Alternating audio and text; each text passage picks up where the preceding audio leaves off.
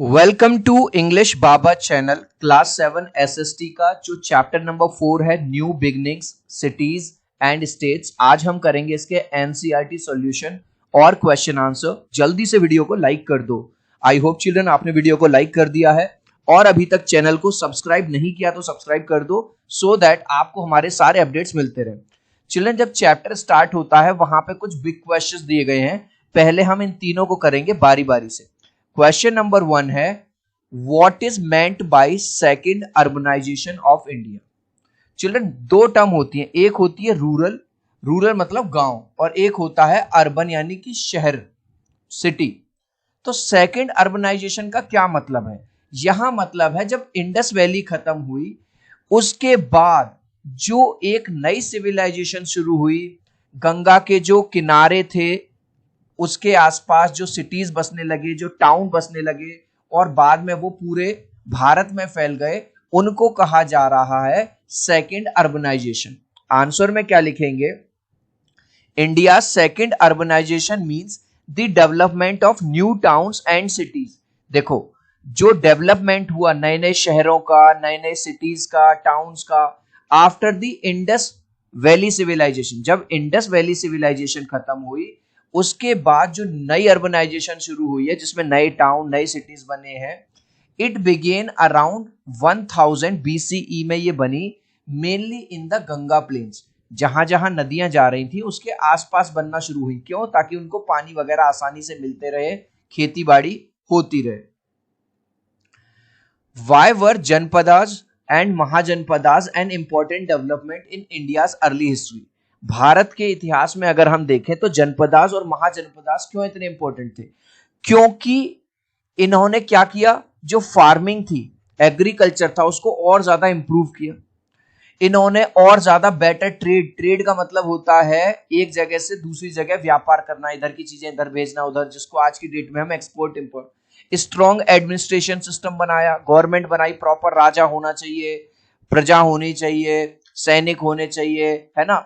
तो इस तरह से तो आंसर में क्या लिखेंगे? Janapadas and Mahajanapadas were important because they improve farming. उन्होंने एग्रीकल्चर को बहुत इंप्रूव किया, ट्रेड बिजनेस को इंप्रूव किया और गवर्नमेंट को। They help cities grow and made India stronger. इन्होंने हेल्प करा सिटीज को और ज्यादा ग्रो करने में और इंडिया को और भी ज्यादा स्ट्रॉन्ग बनाया एंड मोर डेवलप, और बहुत डेवलप किया। What kind of system of governance did they evolve? किस तरह का गवर्नेंस होता था, किस तरह का एडमिनिस्ट्रेशन होता था? जो जनपदास हैं, जो छोटी छोटी जगह पे, वहां पे यूजली एक राजा हुआ करता था और जब बहुत सारे जनपदास को मिला देते थे तो महाजनपदास बन जाता था। उनके ऊपर एक राजा हुआ करता था। ठीक है, जनपदास में तो मोनार्की चलती थी। मोनार्की का मतलब है इस राजा के बाद जो अगला रूलर बनेगा वो उसका बेटा बनेगा, इस तरह से चलेगा। लेकिन जो महाजनपदास थे कई बार उसमें वोटिंग भी हुआ करती थी, लोगों की सलाह से भी राजा बनाए जाते थे। आंसर लिखेंगे Janapadas were mostly ruled by kings, bracket में मोनार्की लिखा हुआ है, मैंने मोनार्की का मतलब बता दिया, मतलब जो राजा कहेगा वो होगा, राजा के हिसाब से चलेगा।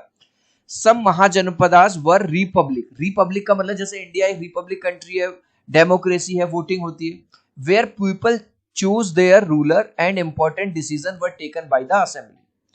जैसे हमें वोट करने का अधिकार मिलता है, कुछ महाजनपदास में ऐसा था कि लोग खुद ही अपना रूलर चूज करते थे कि हमारा राजा कौन बनेगा। चिल्ड्रन इसके बाद जहां चैप्टर आपका खत्म हो रहा है क्वेश्चंस एंड एक्टिविटीज करके, जो 4 क्वेश्चन हैं, अब हम इनको करेंगे। इसमें क्वेश्चन नंबर 1 है consider the quotation at the start of the chapter and discuss in several groups. Compare your observation and conclusion on what Kautilya recommends for a kingdom. जो कौटिल्य जी थे, इतने महान, इतने इंटेलिजेंट, उन्होंने एक किंगडम के लिए क्या क्या बताया? Is it very different today? उन्होंने ये बताया है किसी भी किंगडम को बचाने के लिए उसकी सिक्योरिटी, उसका सोल्जर, उसका सैनिक बहुत स्ट्रॉन्ग डिफेंस पावर होनी चाहिए। देखो आज की डेट में भी जिस कंट्री के पास अच्छी डिफेंस पावर नहीं है उसको दूसरा कंट्री ओवर पावर कर रहा है या नहीं? दूसरा, कौटिल्य साहब ने यह बताया कि जब तक अच्छी फार्मिंग नहीं होगी, जब तक भोजन नहीं होगा, तब तक भी काम नहीं चलेगा। तीसरा, इन्होंने बताया कि खाली सिक्योरिटी और फूड और वाटर से काम नहीं चलेगा, रोड अच्छे हों। जब रोड अच्छे होंगे तो अच्छा ट्रेड होगा, एक जगह से दूसरी जगह ट्रांसपोर्ट इजी हो जाएगा। फोर्थ इन्होंने कहा स्ट्रॉन्ग इकोनॉमी होनी चाहिए। ऐसा नहीं है कि हम कोई बिजनेस कर रहे हैं, हमारा जो जीरो हो रहे हैं, हम नीचे जा रहे हैं। और इन्होंने कहा धीरे धीरे हमको ग्रोथ और सेफ्टी की तरफ। तो क्या बताओ, ये पांचों चीजें आज की डेट में भी लागू हो रही हैं? बिल्कुल हो रही है। तो आंसर में बस आप लिखेंगे Kautilya said that good kingdom should have strong security, defence system बढ़िया होना चाहिए, इनफ फूड एंड वाटर, खाना पानी अच्छा होना चाहिए, गुड रोड अच्छी सड़कें होनी चाहिए, and strong economy. Even today, ये पूछ रहा is it very different today, क्या आज की डेट में ये बदल गया? Even today these ideas are important for growth. आज भी ग्रोथ के लिए किसी भी कंट्री को देख लो, सब अपनी सिक्योरिटी पे काम कर रहे हैं, सब अपने फूड रिसोर्सेज को, सब अपने सड़कें बेहतर बना रहे हैं। किसी भी कंट्री की ग्रोथ के लिए, सेफ्टी के लिए ये बहुत जरूरी है। गाइस, वीडियो में आगे बढ़ने से पहले आपसे रिक्वेस्ट करूंगा, अगर वीडियो से वैल्यू मिल रही है, वीडियो अच्छा लग रहा है, तो प्लीज एक लाइक कर देना मेरी इस मेहनत के लिए। 3 तक काउंट करूंगा, 1 2 3। आई होप चिल्ड्रन आपने वीडियो को लाइक कर दिया है, चैनल को सब्सक्राइब कर दिया। Thank you guys. अगर आपको हमारे एसएसटी के वीडियोस अच्छे लग रहे हैं, क्वेश्चन आंसर, तो हमारे इंग्लिश के, हिंदी के और साइंस के क्वेश्चन आंसर भी देखिए आप इंग्लिश बाबा चैनल पे। किसी भी चैप्टर के क्वेश्चन आंसर जब आप सर्च करते हो तो उस चैप्टर का नाम लिख के आगे लिख दिया करो बाय इंग्लिश बाबा, आपको वीडियो ऊपर ही मिल जाएगी। नेक्स्ट क्वेश्चन है, according to the text how were ruler chosen in early वैदिक सोसाइटी। जो वैदिक सोसाइटी होती थी उसमें राजा का चुनाव कैसे किया जाता था? ये देखा जाता था सोसाइटी में, और जो बुद्धिमान लोग थे, क्या जो पर्सन को हम राजा बना रहे हैं, क्या वो ब्रेव है, बहादुर है, मुसीबत आने में प्रजा को बचा पाएगा? क्या उसके अंदर विजडम है, बुद्धि है, कहीं ऐसा तो नहीं उल्लू तो नहीं है? क्या उसके अंदर स्ट्रॉन्ग लीडरशिप वाली एक क्वालिटी है, कहीं ऐसा तो नहीं राजा बनने के बाद उल्टे सीधे काम करेगा? ठीक है, तो आंसर में आप लिखेंगे इन अर्ली वैदिक society the king was often chosen by the people for his bravery. राजा को चुना जाता था उसकी बहादुरी के लिए, उसकी विजडम, बुद्धिमानी के लिए, उसकी लीडरशिप क्वालिटी उसके अंदर है। द सभा एंड समिति also help in choosing the ruler. जो सभा बैठती थी, समिति बैठती थी, वो भी रूलर को चूज करने में हेल्प करती थी। क्वेश्चन 3 है, imagine you are a historian. Historian कौन होते हैं? जो हिस्ट्री को पढ़ते हैं, जानने की कोशिश करते हैं। आप एंशियंट इंडिया के बारे में पढ़ रहे हो, पुराने भारत के बारे में। What type of sources और आर्कियोलॉजिकल या literary ETC would you use to, ये आएगा learn more about Mahajanapadas. Mahajanapadas के बारे में जानने के लिए आप कौन कौन सी आर्कियोलॉजिकल चीजों को, लिटरेरी चीजों को देखोगे? Explain how each source my contribute.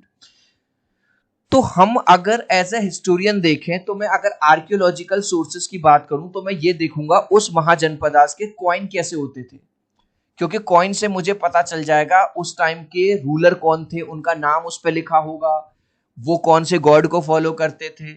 मैं उस टाइम के टूल्स, जो वेपन्स बनते थे एग्रीकल्चर के लिए, जो टूल्स बनते थे, वो देखूंगा कि वो किस तरह के बनते थे। मैं उस टाइम की जो बिल्डिंग्स है, अगर उसके जो रुइंस अभी भी बचे हुए हैं या कोई बिल्डिंग है, उसे देखूंगा कि वो स्ट्रक्चर किस तरह से बनाते थे।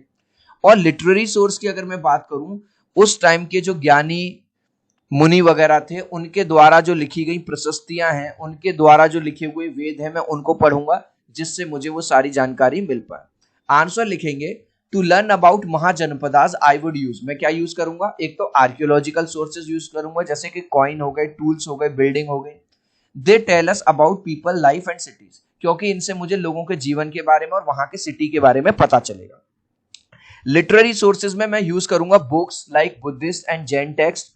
दे टेल अस अबाउट किंग, क्योंकि उनको पढ़ के मुझे पता चलेगा राजा कैसे हुआ करते थे, गवर्नमेंट कैसी होती थी और सोसाइटी कैसी हुआ करती थी।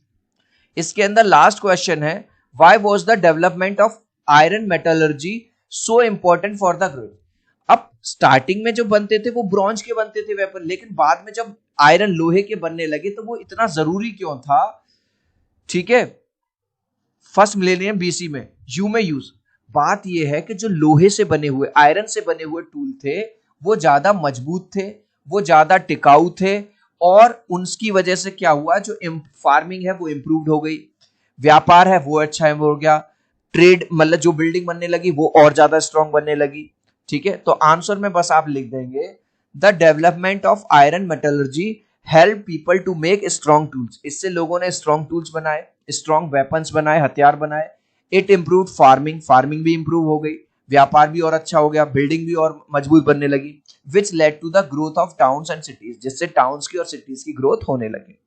इस लास्ट क्वेश्चन का आंसर आप मुझे दोगे कमेंट सेक्शन में, देखूंगा कितने बच्चे राइट आंसर देंगे। The dash was chosen for his bravery, जब इसको चूज किया जाता था तो देखा जाता था कि क्या वो ब्रेव है या नहीं, क्या उसके अंदर बुद्धि है या नहीं, क्या उसके अंदर गुड लीडरशिप क्वालिटी है या नहीं। ये इंसान कौन है? किंग मैंने बताया था, क्वीन, दास या फार्मर। आप चाहो तो अपने आंसर में कमेंट में ए बी सी या डी लिख देना, मैं समझ जाऊंगा। आई होप ये वीडियो आपको बहुत अच्छा लगा होगा। वीडियो को लाइक कर देना, चैनल को सब्सक्राइब कर देना। अब हम मिलते हैं अगले वीडियो में। Bye bye.